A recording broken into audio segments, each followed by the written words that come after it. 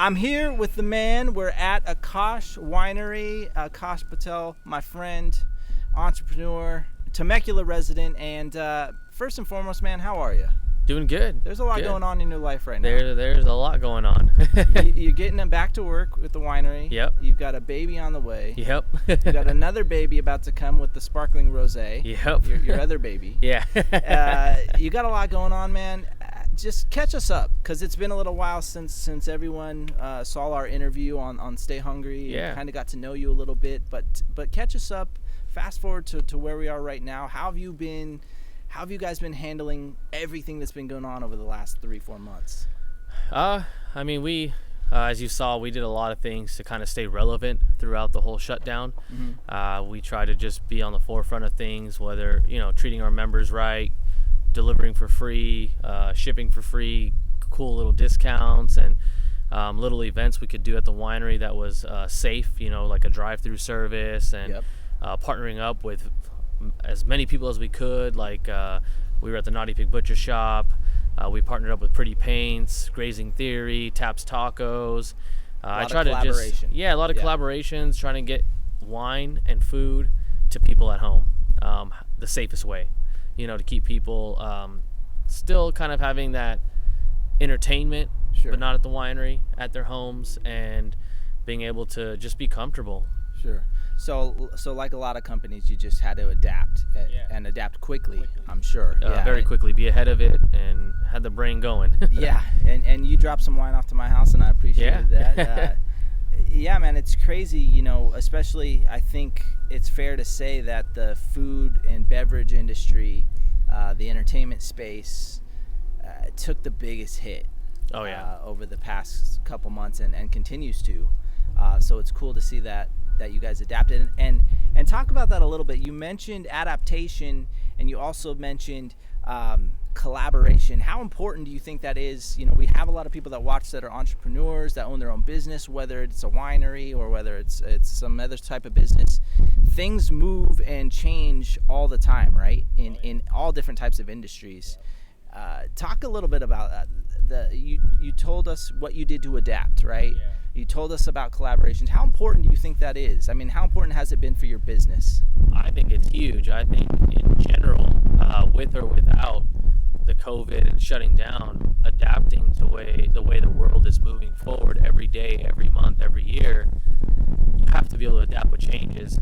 And with that is, collaborations and new ways of running a business, learning from different things, right? You got to sit back, take in what's happened in the past month.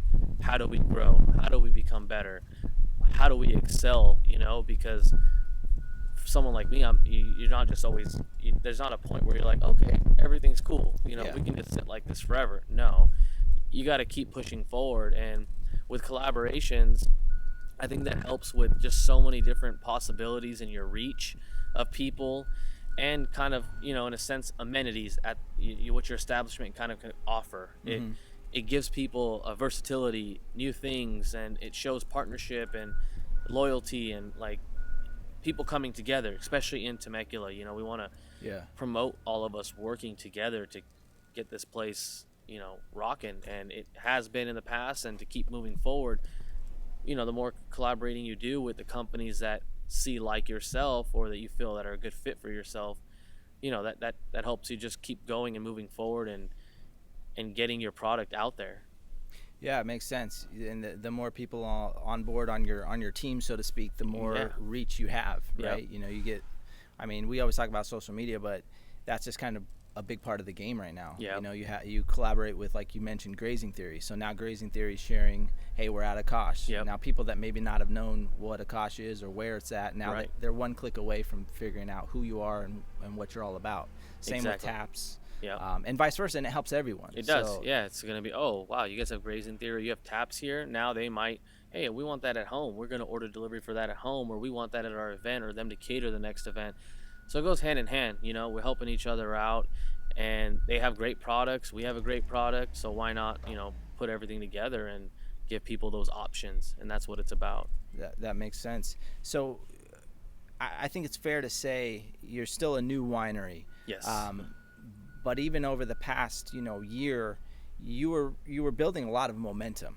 Yeah. And to have something like COVID come along and kind of put a halt to that momentum, so to speak, do you feel like with the adaptation and things you did, do you feel like that helped kind of keep the momentum, or do you feel like you lost a lot of the momentum that you were building? That's a great question. I think that, of course, being open is obviously the better end of the stick. Sure. But the way we were able to adapt, and now being where we are today, I think it made our brand stronger. It made myself stronger. It made our team stronger. It made the perception of our brand stronger because we didn't give up. We did whatever we could. Like you said, myself, I was out there delivering the wine. I didn't have much staff, so it was like, okay, how do we keep going forward with low overhead? And I think when people saw everything that we were able to do with the circumstances that we were in, and we were kind of on the forefront, it created more brand loyalty that people knew, hey, these guys are the real deal. Like, I'm not willing to give up. It's my parents' dream, it's my dream, and we're not just going to sit on the sidelines and be like, well, we're shut down. I went even harder. I was working even more for, nonstop, even more. It was like more on my shoulders, but you have to do what it's willing to take to make it work. And I think we did that. We definitely rode the wave, and it worked out nicely for us. A lot of people saw it. A lot of people were on their phones looking at social media, so we were able That's a great point. to tap into that, and people were watching us. We were on everyone's radar, and people were following us. It was great. And I think I tell people, like, yeah, obviously the whole shutdown wasn't the best scenario, but we made the most of it. And I think that's what you got to do in life, in any situation. If you get pushed down, make the most of how you can get back up, right? Yeah, no, absolutely. That's a good point that you bring up about, it's not a great scenario to be closed for 3 months where people can't come into the winery and do what they would normally do, which is relax and enjoy the beautiful setting. But like you'd mentioned, people during those 3 months were on their phones more than they probably ever. I mean, people are already on their phones a lot, right? But now they're stuck at home. Maybe they're not working, or they're working from home. And let's face it, people, you're more likely to jump on your phone working from home than you probably would at your office.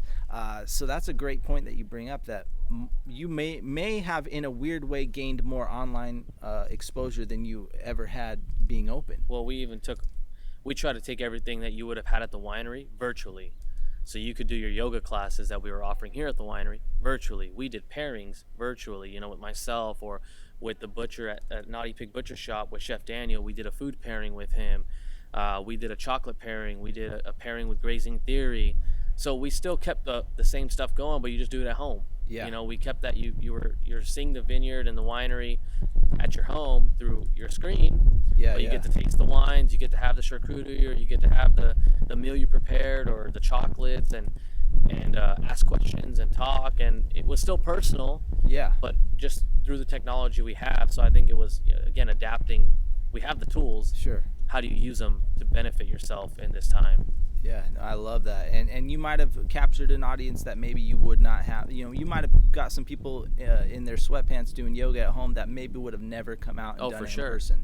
Definitely. Which is a really cool thing for people that are maybe a little on the shyer side. Yeah. They're not willing to come out. But now that you've given them an experience, that hopefully they'll now have the encouragement to maybe come out and experience it in person. Yeah, definitely. Which is awesome. Tell me a little bit about the so things have been pushed back, right? You were already expecting to drop the sparkling rosé. You guys are known for great wines, but me personally, I've always been a huge fan of your rosé. The 2018 is probably my favorite, but the 2019 is amazing as well. Two different kind of notes to each of those years, but both a wonderful product. The sparkling rosé was supposed to drop already, right? Pre-COVID. May 2nd was the day it was supposed to drop. Gotcha. And now we're pushed back. Do you have a date yet? Do you know how you want to go about that, or are you still up in the air? It will be in August. Okay. If sooner, that'd be amazing. But with the way the things worked out to get back onto the schedule, it looks like it's going to be early August that we'll be releasing it. Okay. So super exciting. As far as like what are we going to do when we release it, that's all up to the government, what they're Sure. going to allow as far as events. Yeah. We probably can't do anything too big, but we're definitely going to make it worth everyone's while when we release it. It's a limited release, so you know. Really? Okay. Yeah. So what can you tell me what can you tell me as far as what that one tastes like, or is going, what can people expect? Are you expecting more? Give me some of the flavor notes on that. I think you're gonna experience a lot of that 2018 rosé. Gotcha. That strawberry, that watermelon, very dry, that brut style sparkling. It is method champenois, so it did do a secondary fermentation process inside the bottle for over 18 months. The bubbles are very nice and refined. You're gonna feel it on your palate, and those flavors are just gonna kind of explode and pop on the palate. And we're excited. We're excited. I'm excited. I Yeah. know. I tell you every time I see you, so you're probably like, God, I know, but I'm just counting down the days. I was bummed out. It didn't drop in May, but Yeah. understandably, there was a lot more important things going on in the world Yeah. than the rosé. Yeah. But you had mentioned the government and what they're going to allow. Whether it's the county of Riverside or state of California, whoever. What? That's a great question. Who determines the guidelines? Is it the state, the county, a little bit of both? Who lays down the law for you guys? Who do you have to answer to? Well, we technically answer to the county of Riverside. Okay, so the county of Riverside answers to the state. The state. Okay. So it's between them two, and then the county of Riverside says, "Hey, you can do this," and then we say, "Okay, we'll do what you guys say." That's kind of the chain of command. Sure. And then again, county of Riverside can go against whatever Governor Newsom says or the state of California and say, well, you guys can do this, we're allowing it. And then they take the repercussions, whether that's cut of funding or, all Sure. those things that can happen. Or if the state wants to mandate stuff, then we go by what the state says, right? Gotcha. So as of today, I think it's June, 15, 16, something like that. What are you allowed to do at the winery? Everything. Everything, Tastings, by the Okay. glass, by the bottle. So come on in. Right? Yeah. Okay. Entertainment in a mild format, no bands, but solo artists. So we have that on Saturdays. And we're doing tastings just with proper safety precautions. It's not your normal come to the bar and hang out at the bar. Sure. We'll get you your tastings, but you got to be at a seat and at a table enjoying those tastings, and no congregating, no large groups, max 6 people at a table together. Gotcha. Okay. So, if you want to come in a big group, you will be separated. And we just ask that everyone follows the social distancing guidelines. As far as that, to me, it's almost the same. It's just a few rules in place, but, it's all for the safety measures. So it's not that big of a deal. If you still want to come out, you're still going to enjoy yourselves here. It's not like, like super strict. It is in that format of where we're going to take safety measures, but yeah. you're gonna have a good time when you still come gonna out. have a The good music's time. gonna be going, the wine's gonna be flowing, there's gonna be food, the sun's out. Look at the views. I was gonna say, you got man, everything. if there could not be a more beautiful day for wine tasting. Yeah. It's probably 72 degrees with the breeze. With the breeze, you can hear the breeze. It's beautiful. it is absolutely beautiful out here, and I just want to thank you for sitting down with me for a couple of minutes and having this chat. And we are going to do this again. We're a little limited on time, but we'll make this a regular thing, and we're going to dive into all different types of topics. Maybe we'll do some wine tasting and some that'd be awesome. You can educate me on wine and some of the people watching, and we'll talk about even do a little tour in the back. A tour would be stuff. awesome. Yeah. We'll make that happen, and we'll talk about being a business owner. We'll talk about all different stuff. So stay tuned for that, and thank you, Akash, for letting us come out and chat with you for a couple minutes. Appreciate it. Cool. Love it. Thank you. We'll see you guys next time.